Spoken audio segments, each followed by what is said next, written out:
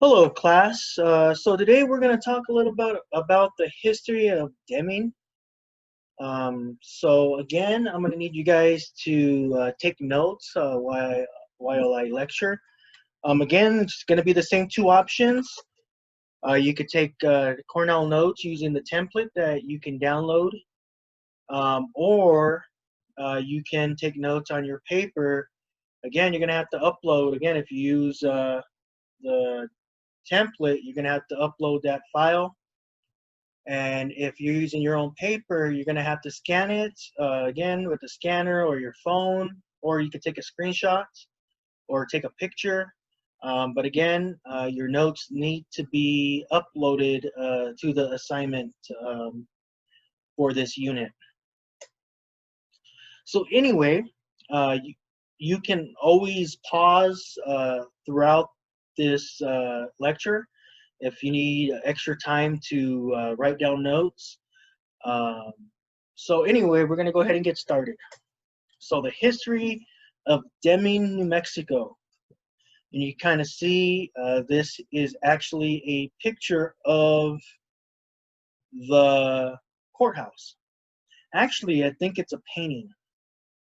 But anyway, we're going to go ahead and get started.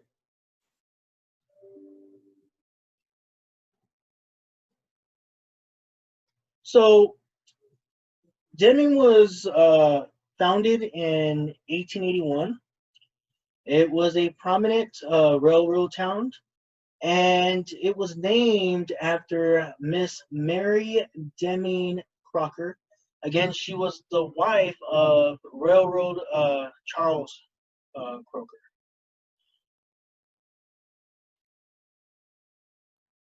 And so Deming was her maiden name.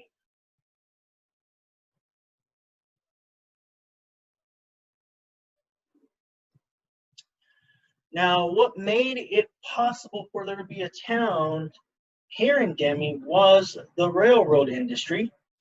Um, the second transcontinental railroad happened right here in Deming. So what was happening was the South Pacific was building tracks from west to east. The Santa Fe, Topeka, they were building tracks from north to south. And again, there was a race to build to complete the next transcontinental railroad. Again, the first transcontinental railroad occurred somewhere in Utah. And then finally, the tracks met on March 8th, 1881. Two lines were connected at Deming. And you can kind of see the picture here that I have is of the old train station. The only building that's actually left from this original train station is the building that's next to Starmax. It was moved a while back, over 10 years ago. It was moved from near the tracks and moved near Starmax.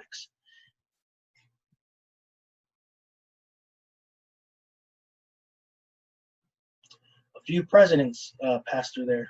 So we're going to talk about on this next slide. So Deming was visited by several presidents, but probably the biggest visit happened on May 6, 1901.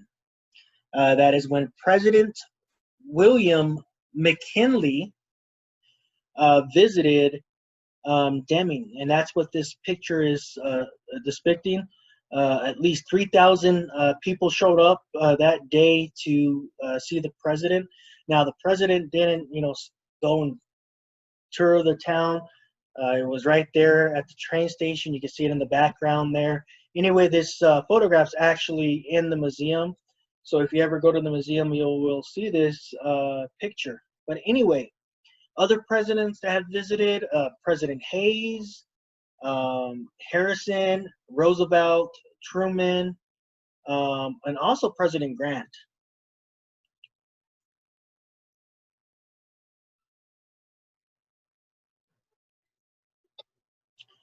Now, Luna County. So when Deming was founded, Deming was actually part of Grant County.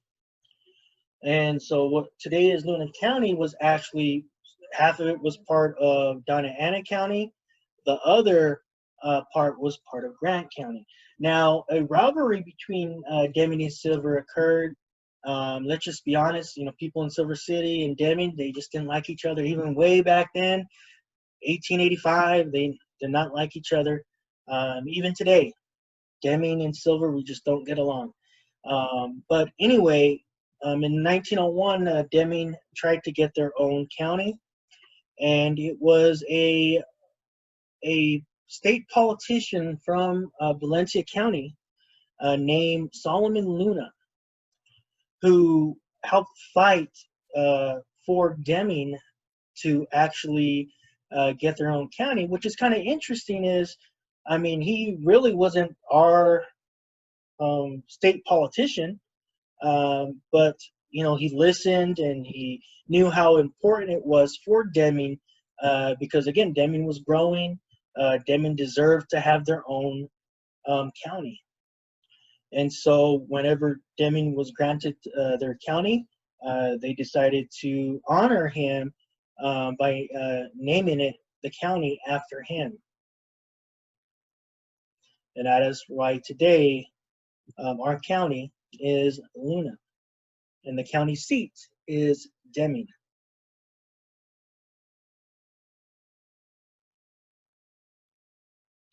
Now, interesting about Luna County, though, is back around 1901, there were a lot of small little towns in and around Deming. Deming and Columbus weren't the only towns. Of course, a lot of those towns became ghost towns. I know there was actually a town that was established in the Membris towards Faywood, but it was in the Luna County part, and it was actually called Allison, New Mexico, which was actually my great uncle was actually the one that established it, while him and his brothers, which also included my great grandfather. But anyway, it was called Allison, New Mexico.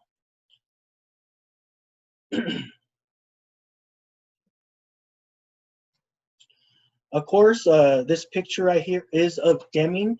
It was your Do It Now last week. So this picture was taken before 1920, I believe. It's very interesting. It looks like it's being taken probably from what is today I-10. Something that you guys might know was there was a lot of homes on what is today I-10.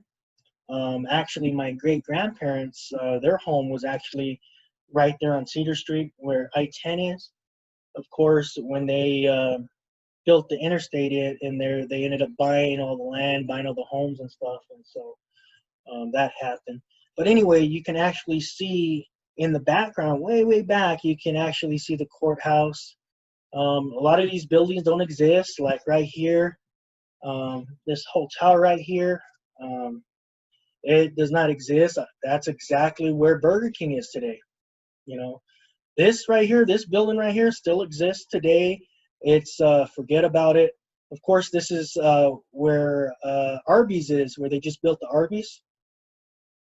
Of course, you can kind of see somewhere in here the museum. You can actually see the old Bank of Deming. We'll see a picture that you can actually see. Now, the old Bank of Deming today is actually Marie's, the restaurant Marie's. Anyway, of course, this doesn't exist anymore. My grandma did tell me about this little pond that was here, but most likely was destroyed when they built I-10. Also, talking about building I-10 and where I-10 is in McDonald's.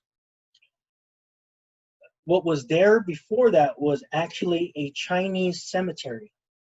And so there was a small population of Chinese people who lived in Deming, who worked in the railroad industry, and they had their own cemetery. Of course, when they built I-10, all they did was just move the stones, and they built it right over it. It's why the original McDonald's, which was much closer, was actually on the parking lot of the current McDonald's. It didn't have a basement because, you know, because of the cemetery.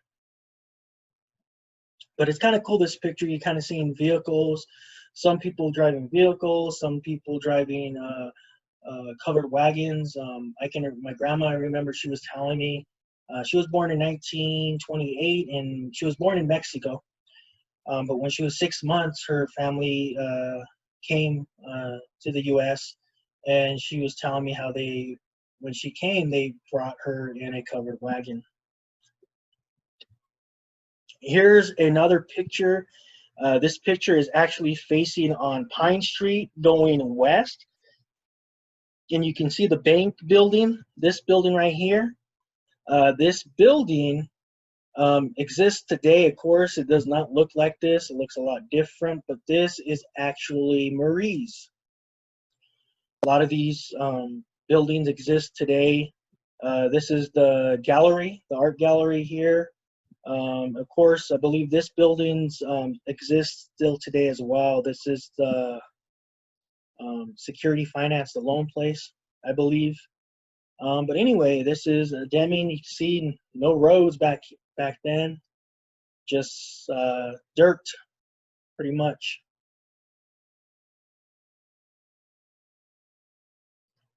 Here's a picture of the courthouse. It says 1910. I mean, I've seen so many different dates when this place actually was built. So I'm thinking it was built anywhere between 1910 and 1913. Again, you can tell that they did add on, you know, because there's another more of the building that they built later.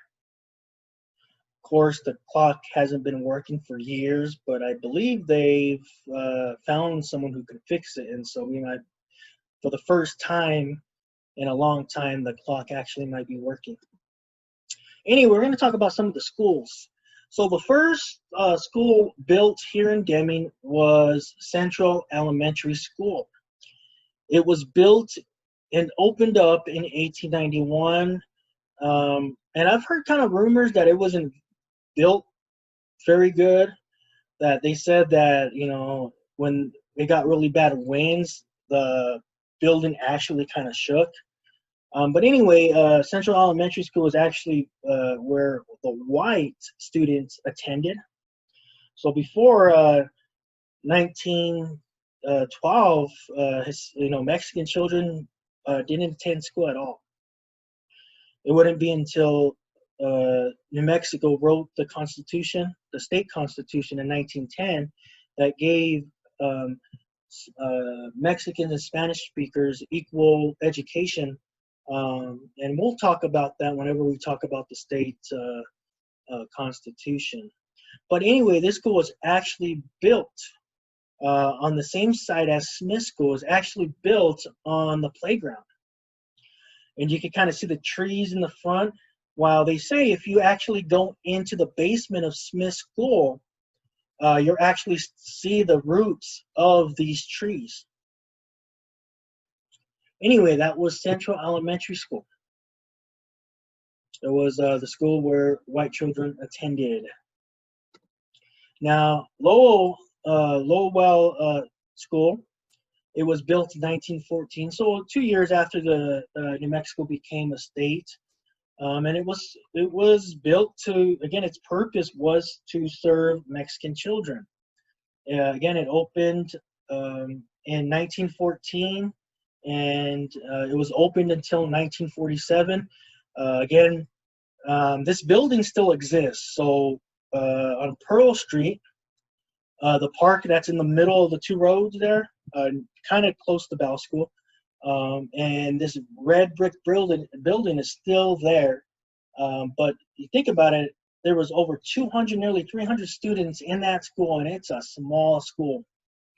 But anyway, it was the school where the Mexican children attended, and you can kind of see the big difference between Central Elementary School, even Smith School, with Lowell, and of course Bell School. Because again, Bell School opened up in 1947, 1948.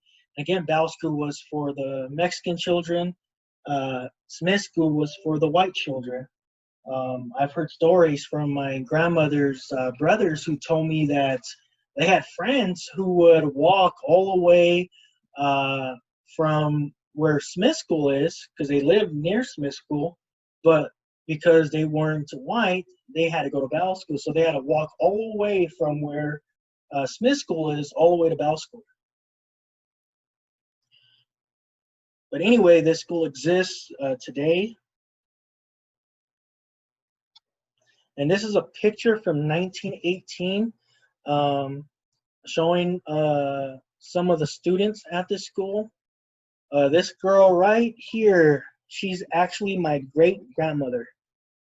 She attended this school from about 1916 to 1920 before her and her family ended up moving to Mexico. But again, when she grew up and had her own family, she ended up moving back to the U.S. She was born in Lordsburg. My great-grandfather was born in Columbus. So even though they grew up in Mexico, when they, got married and started having children, they decided, it would be better to live in the United States, so they moved. This is actually my great-grandmother's sister. She's about 3 years older than her, Anita, but they have different dads. But again, she is her sister. But, pretty interesting photograph. You kind of see, you see the poverty. You could tell these students come from very poor families. You can kind of see some students don't have shoes on or socks.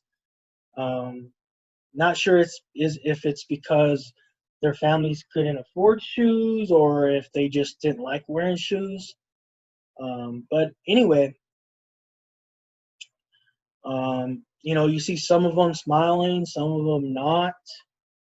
And you can also tell how it's very conservative where the boys are all in the same rows, and of course the girls are in the same rows, the girls being in the middle and the boys being up on the top and the bottom.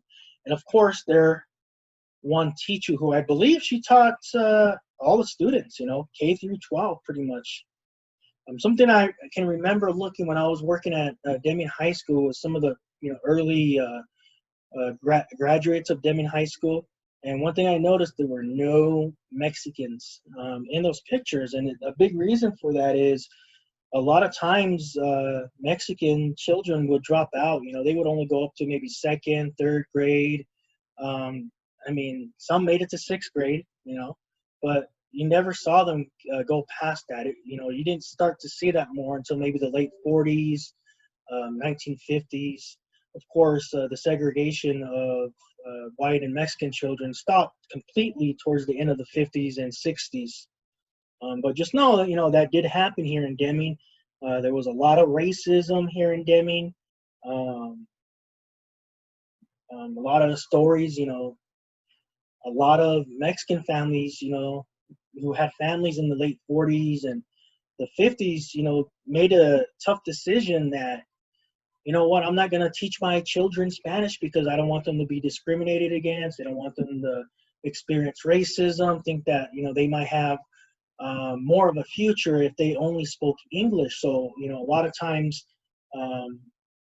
families decided just not to teach their children Spanish. And that's what happened to my family.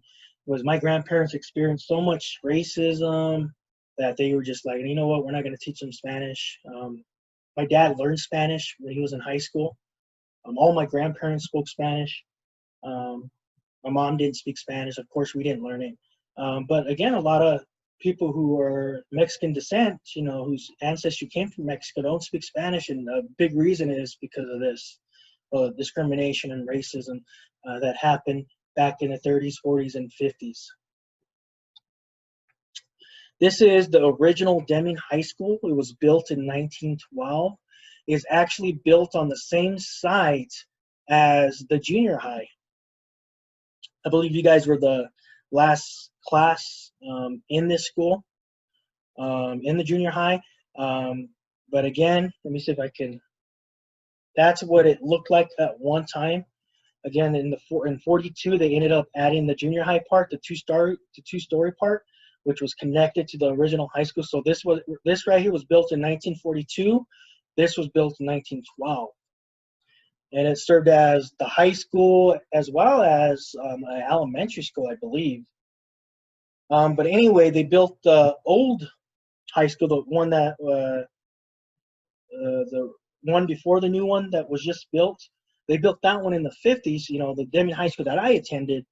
So in 1960, they didn't need this building anymore, and so they abolished it, and then they ended up building the rest of what was the junior high, like the gym and some of those other classrooms back there. Of course, near what the football stadium is today. But of course, they also abolished the junior high.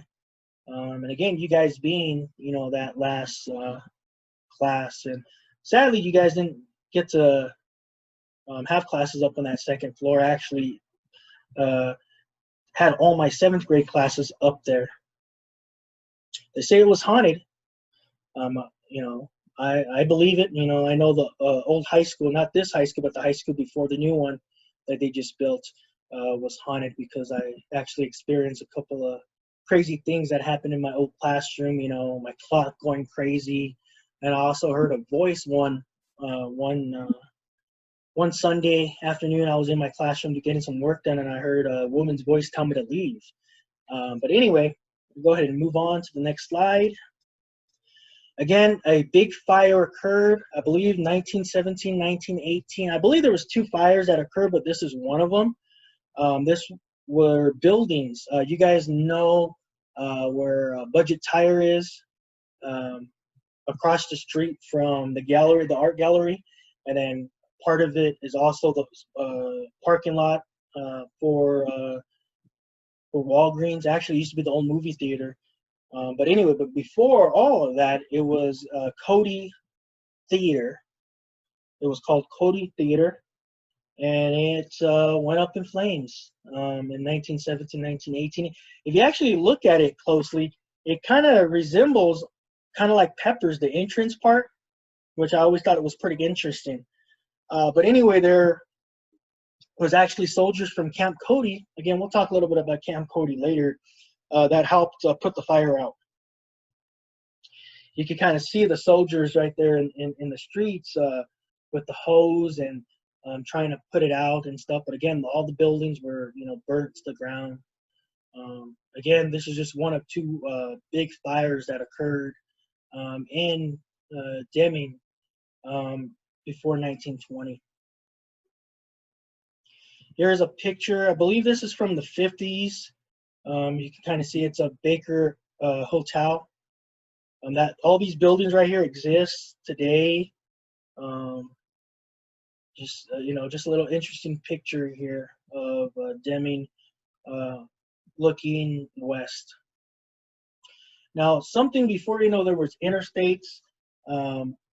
Before there was interstates, there were just U.S. highways, and all the U.S. highways actually drove through towns, and so the highway that went from Lordsburg to Deming, and then El Paso, and then into Texas up into Dallas was known as Highway 80, U.S. Highway 80. And again, not much of the highway exists today except for the old Lordsburg Highway, all of Pine Street. That was all part of US 80, as well as the old Las Cruces Highway. Again, that's all that's really left of the old historical Highway 80 that once used to go through Deming. Of course, they built the interstates in the 60s, and so the U.S. highways, they didn't need it anymore. Here's some movies that were filmed in Deming. Again, a lot of them from back in the day. The Tall Texan, 1953. The Cowboy, 1954. The Ring of Fear, 1954. There was Sonny Boy in 1989. Paris, Texas, 1984. There was Gas, Food, and Lodging, 1992. Two Men in Town, 2014. Trans Peckles, 2016. The Indiana Jones, the beginning part of that movie, if you ever watch it, you can actually see the water tower part, way in the background, but that was 2007. That was actually the Area 51. Creed 2, um, Batman versus Superman, Chooch, Eaters. And also, they filmed some scenes of Logan here in Deming as well. Of course, historical Camp Cody, built in 1916 here in Deming. It was located northwest of Deming. At one time, Deming was actually the biggest town in the entire state of New Mexico, bigger than Albuquerque. We had over 30,000 people living in Deming at the peak of Camp Cody. And we'll talk a little bit more about Camp Cody whenever we talk about World War I. But here's a picture of Camp Cody. Again, they actually took down a lot of these buildings. And we'll also talk about Holy Cross and all that stuff when we talk about World War I. Anyway, here's a bird's view of Deming from back in the day. Again, you kind of see to your right, you can see the original high school. And then right here in the middle, you see Central Elementary School.